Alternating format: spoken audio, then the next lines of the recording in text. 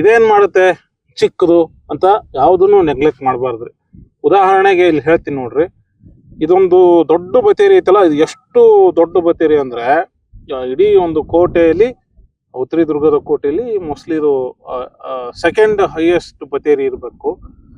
ಇಂತ ಒಂದು ಬತೇರಿನ ನಿಲ್ಸೋದಕ್ಕೆ ಇಷ್ಟು ಚಿಕ್ಕ ಕಲ್ಲು. ಬತೇರಿ ನೋಡಿದ್ರೆ ಇಷ್ಟು ದೊಡ್ಡದಿದೆ, ಕಲ್ಲು ನೋಡಿದ್ರೆ ಇಷ್ಟೇ ಕಲ್ಲಲ್ಲಿ ಇಡೀ ಬತೇರಿನ ನಿಲ್ಸಿದ್ದಾರೆ. ಅನಿಸ್ತಿದ್ಯಾ? ಇದು ಬ್ಯಾಲೆನ್ಸ್, ಇದು ಈ ಕಲ್ಲು ಅಂದ್ರೆ ಈ ಕಲ್ಲು ಜರಿಬಾರ್ದು, ಬತೇರಿಯ ಈ ಕಲ್ಲು ಜರಿಬಾರ್ದು ಅಂತ ಈ ಚಿಕ್ಕ ಕಲ್ಲನ್ನ ಇಲ್ಲಿ ಬ್ಯಾಲೆನ್ಸ್ ಆಗಿ ನಿಲ್ಸಿರೋದು.